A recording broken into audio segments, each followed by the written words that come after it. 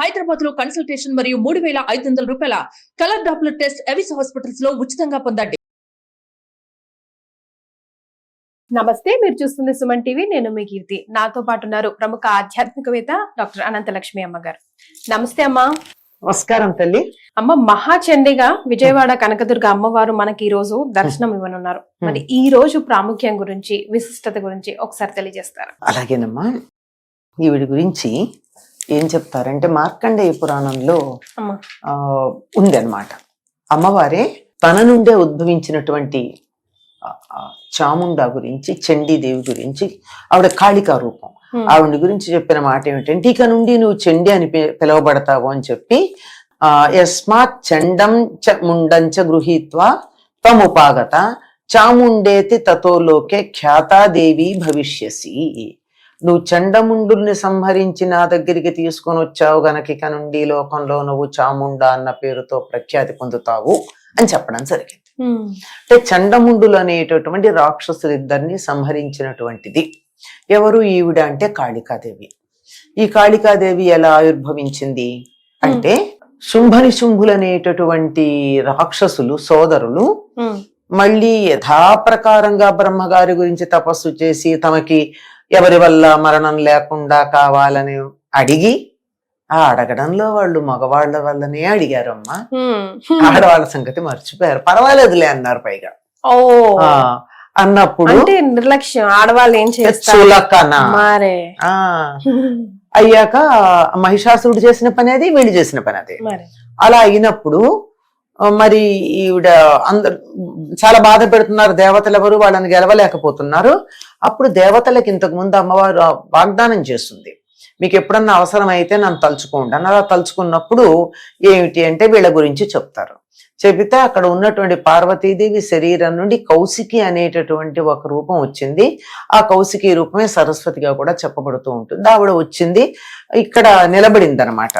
ఇంకా ఆ అందాన్ని చూసి వాళ్ళందరూ, మనకి సరస్వతి అవతారంలో కూడా ఈ సంగతే చెప్పుకుంటాం మనం.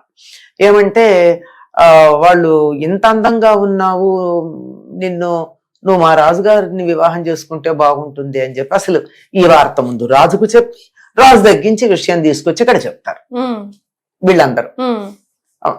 నిజంగా రాజు ఎట్లాంటి వాడన్నా కానీ రాజు దగ్గర భజన సంఘం వాళ్లే రాజులను గాని అధికారులు గాని చెడగొడుతూ ఉంటారన్నది ఇక్కడ వాస్తవం.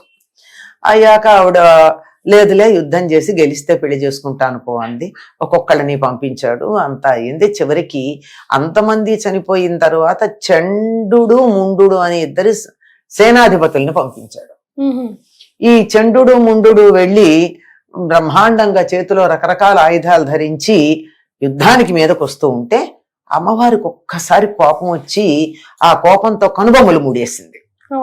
ఇలా కనుబొమ్మలు మూడేస్తా ఆ కనుబొమ్మల్లో నుంచి కోప స్వరూపం ఆవిడలోంచి ఒకటి బయటకు వచ్చింది. నల్లగా ఉంది అది. ఆవిడ్ని కాళి అన్నారు. ఆ కాళి ఎలా ఉంది అంటే, ఒక చేత్తో ఖడ్గం ధరించింది, ఒక చేత్తో పాశం ధరించింది. పైగా ఒక విచిత్రమైనటువంటి ఆయుధం, ఖండపరశువు అంటారు, అటువంటి ఆయుధాన్ని కూడా ఈవిడ ధరించింది, విచిత్రమైన ఆయుధాన్ని.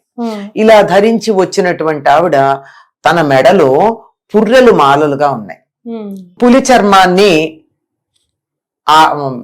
వస్త్రంగా ధరించి ఉంది. ఆవిడ ఎలా ఉందంటే, ఒంట్లో ఎక్కడ కండలేం లేవు, ఎండిపోయినట్టుంది. అంటే ఎండిపోవడం అంటే శరీరంలో కండలు లేకుండా మొత్తం అంతా కూడా ఎముకలు బాగా తేలి చూడంగానే భయం కలిగించేట్టుగా ఉంది. నల్లని రూపం, లోతుగా ఉన్నటువంటి కళ్ళు, ఎర్రబడిపోయినటువంటి కళ్ళు, పెద్ద నోరు, పులి చర్మం ధరించి ఒళ్ళంతా పుర్రెలు ధరించుంటా రూపం ఎలా ఉంటుంది కాస్త చూడంగానే భయంగా ఉంది. ఇంకెళ్ళంటే చాలా విశాలమైనటువంటి నోరు కూడా ఉందన్నమాట, భీకరంగా. అలా ఉన్నటువంటి ఆవిడ పెద్ద ధ్వని చేసుకుంటూ వచ్చింది. ఎప్పుడైనా సరే యుద్ధం చేసేటప్పుడు ఆ లోపల నుంచి ఆవేశం బయటపడడానికి ధ్వనులు వస్తాయి. మనం మామూలుగా ఆటలాడే వాళ్ళలో కూడా చూస్తూ ఉంటాం కదా. అలా ధ్వని చేసుకుంటూ వచ్చింది. చండముండులు యథాప్రకారంగా ఆవిడతో యుద్ధం చేయడానికి వస్తే అసలు ఆయుధాలతో సహా ఉన్నటువంటి సైన్యాన్ని, గుర్రాలని, ఏనుగులని, ఈ రాక్షసుల్ని అందరినీ నోట్లు, పెద్ద నోరు అన్నాం కదా, నోట్లో వేసుకుని కరకర నవిలేస్తూ ఉంది. ఈ పెద్ద నోట్లో కూడా ఎర్రగా ఉన్నటువంటి నాలుక ఇంకా భయాన్ని కలిగించేట్టు, ఎర్రని కళ్ళు, ఎర్రని నాలుక, అలా నవిలేస్తూ ఉన్నది. ఇలా నవిలేసుకుంటూ వెళ్ళగా వాళ్ళు యుద్ధం చేశారు, వీళ్ళు యుద్ధం చేశారు. చిట్ట చివరికి అందరినీ సంహరించింది. అందరినీ సంహరించి ఈ చండు ముండు ఇద్దరున్నారే, వాళ్ళిద్దరినీ పీకల దాకా కత్తిరించింది. కత్తిరించి ఈ ఇద్దరి తలలు ఇలా జుట్టుతో పట్టుకుని, రెండు చేతులతో ఇద్దరిని పట్టుకుని ఆ అమ్మవారి దగ్గరికి తీసుకెళ్ళింది. అక్కడి నుంచి కదా ఇవి వచ్చింది. ఆవిడ తీసుకొస్తే అప్పుడు అన్నమాట ఇందాక నేను చెప్పానే శ్లోకం, నువ్వు చండముండులు ఇద్దరిని సంహరించి ఇక్కడికి తీసుకొచ్చావు గనక నువ్వు చాముండా అన్న పేరుతో ప్రసిద్ధమవుతావు అని చెప్పడం జరిగింది. ఇలా ఉన్నటువంటి ఈ చండి కాళికాదేవి యొక్క స్వరూపమే చండముండుల్ని సంహరించి రెండు చేతులతోనూ వాళ్ళ పిలకలు పట్టుకుని అమ్మవారికి సమర్పించింది. కళ్ళల్ని ఇలా తీసుకొచ్చినటువంటి రూపాన్ని చాముండా రూపం అంటారు. అమ్మవారే ఆవిడ్ని చాలా మెచ్చుకోవడం జరిగింది. ఈ రూపం కలియుగంలో గొప్పగా ఆరాధనీయము అని చెప్తారు. కలౌ చండీ వినాయక అని మనకు ఒక మాట ఉంది.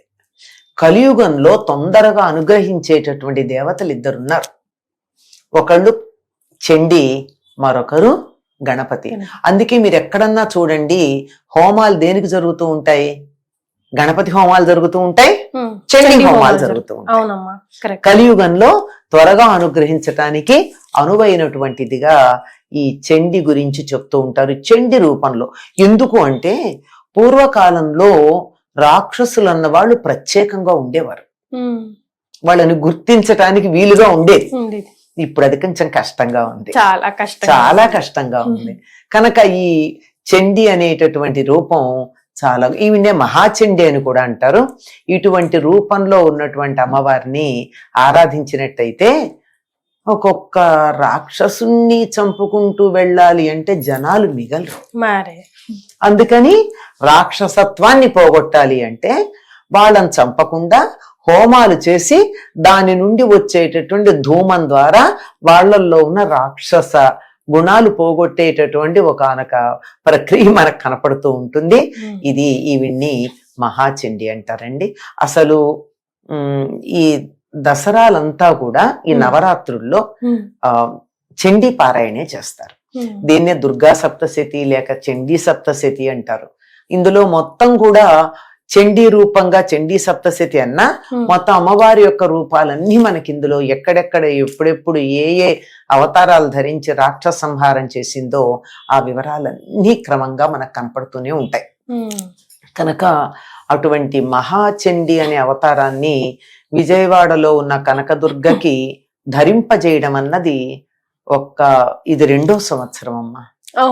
నిరుడు మొదలు పెట్టారు, 2వ సంవత్సరం మళ్ళీ కొనసాగిస్తున్నారు.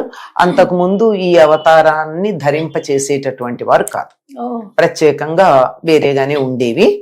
ఎందుకు అని అడిగితే దానికే అక్కడ ఉన్నటువంటి పురోహితులు ఎవరైతే ఉన్న అమ్మవారికి అర్చన చేసేటటువంటి వారు పండితులు, వేద పండితులు, ఆగమ శాస్త్ర పండితులు ఉంటారు కదా, వాడు చెప్పిన మాట ఏమిటంటే ప్రస్తుతం ఉన్నటువంటి కాలంలో చండముండులు లాంటి వాళ్ళు అత్యధికంగా ఉన్నారు గనక అమ్మవారి చండీ రూపంలో ఉండి వారిని సంహరించి ఇక్కడికి తీసుకొచ్చి ఇచ్చినట్టయితే ఆ తలల్ని లోకంలో దుర్మార్గం తగ్గుతుంది.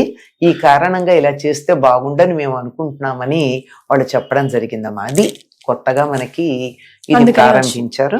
అయితే ఇది అవతారం ధరింప చేయకపోయినా చండీ యాగం మాత్రం జరుగుతూ ఉంటుంది. పేరు చండీ యాగం అనండి, దుర్గా సప్తశతి పారాయణ అనండి, అమ్మవారికి సంబంధించిన హోమం అనండి, ఏదైనా జరిగేది చండీ యాగం. మహాచండీ అవతారం గురించి, ప్రాముఖ్యం గురించి మళ్ళీ తెలియజేశారమ్మా. ధన్యవాదాలు. నమస్తే.